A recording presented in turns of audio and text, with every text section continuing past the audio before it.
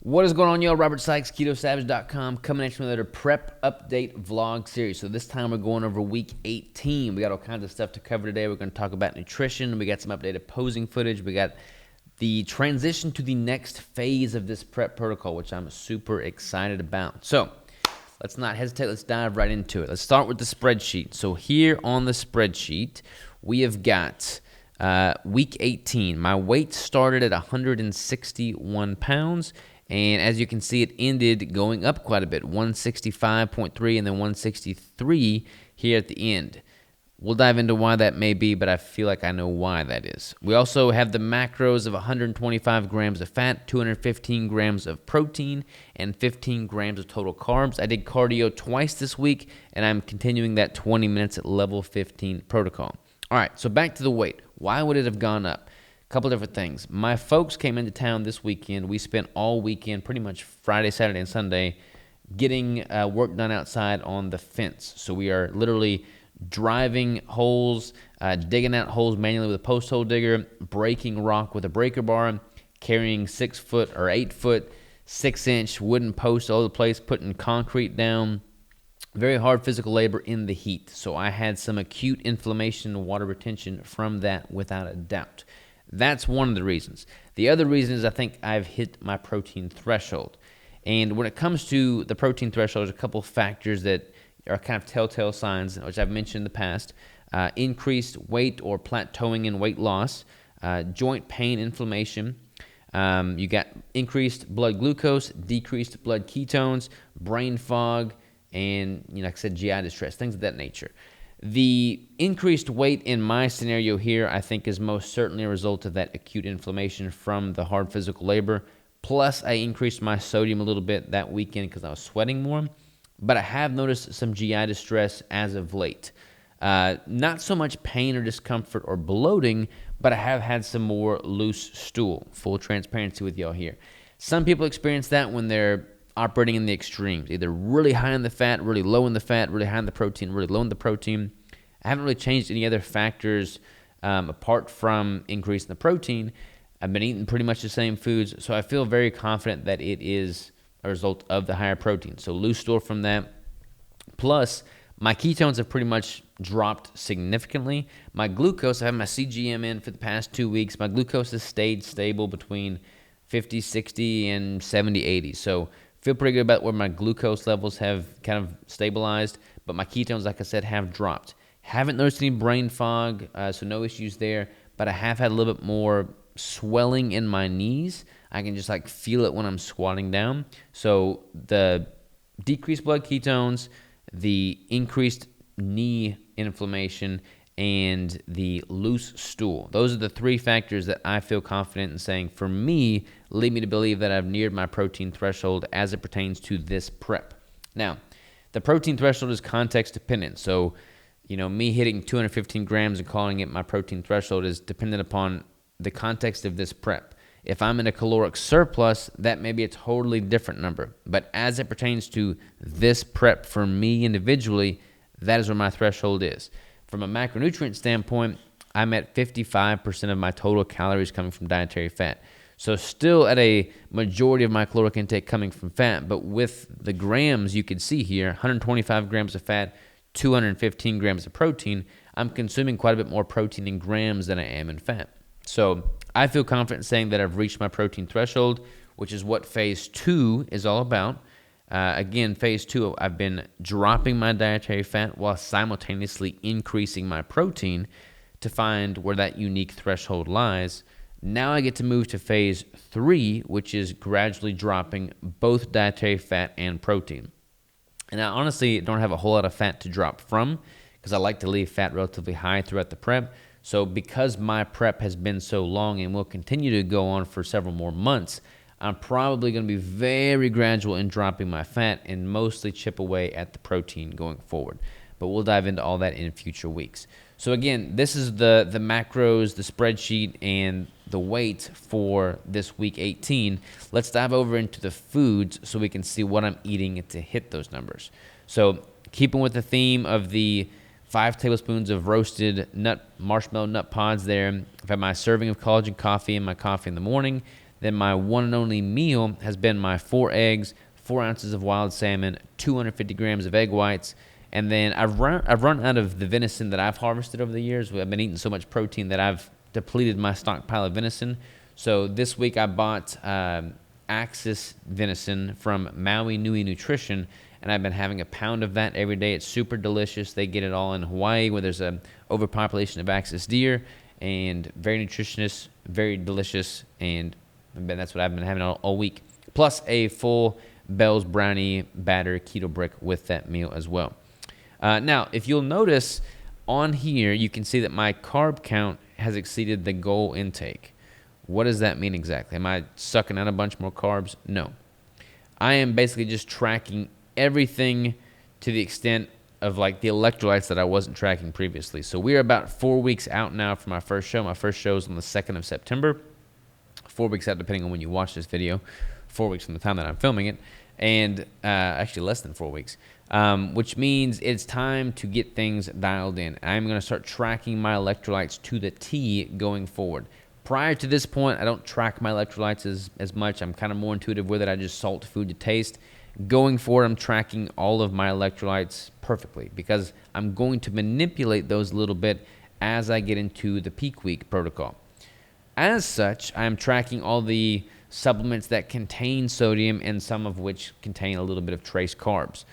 Element, for instance, contains some, which I didn't put that in here, but they contain like 1 or 2 grams depending on the flavor.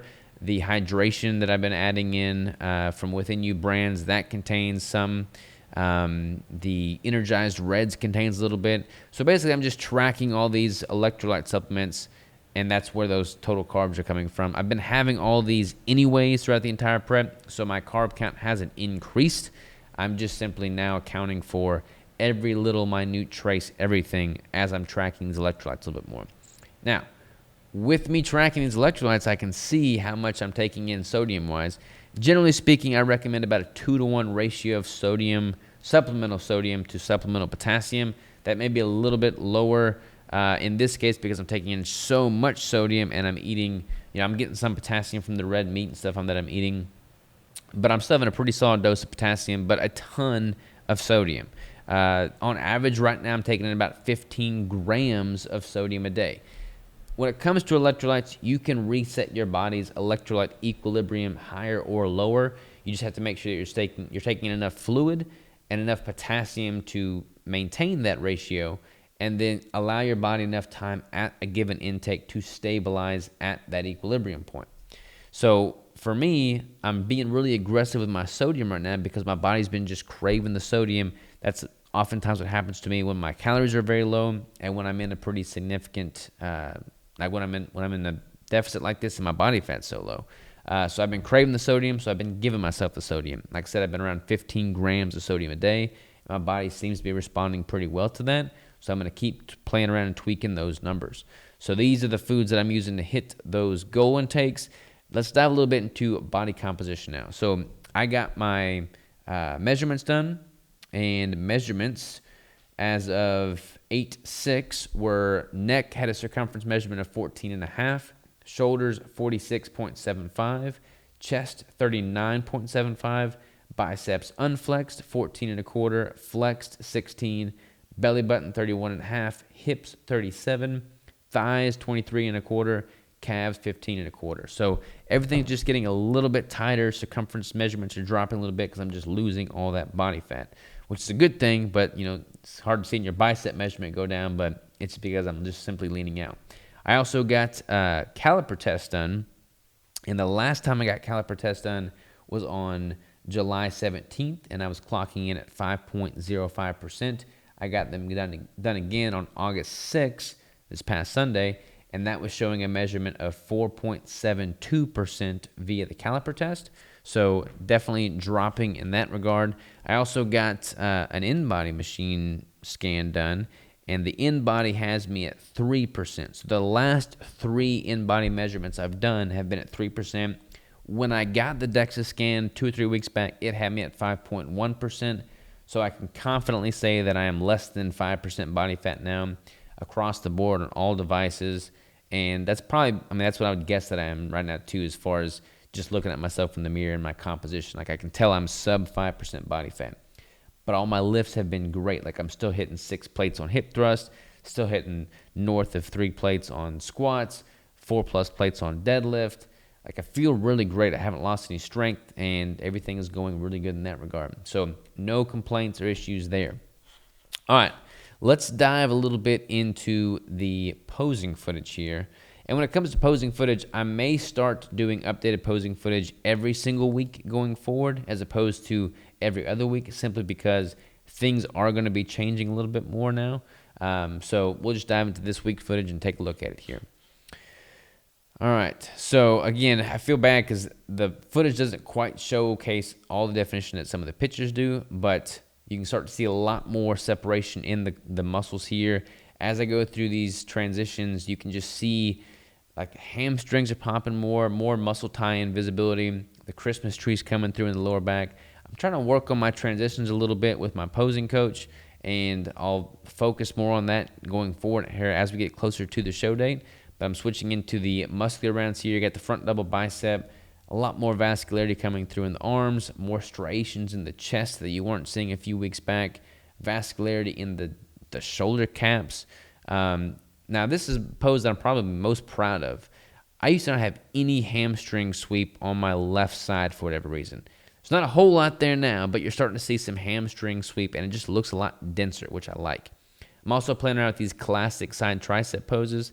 Probably going to work that into my routine with these competitions, which I'm excited about. Christmas trees coming through there. Doing the lat spread, you can start to see a little bit of vascularity coming through on the back now. Quite a bit more in the pictures than you're seeing in the video, but it's getting illustrated nonetheless. So we got the separation there. Transitioning to my right side poses. I've always had a little bit more of a hamstring sweep on my right side than my left side.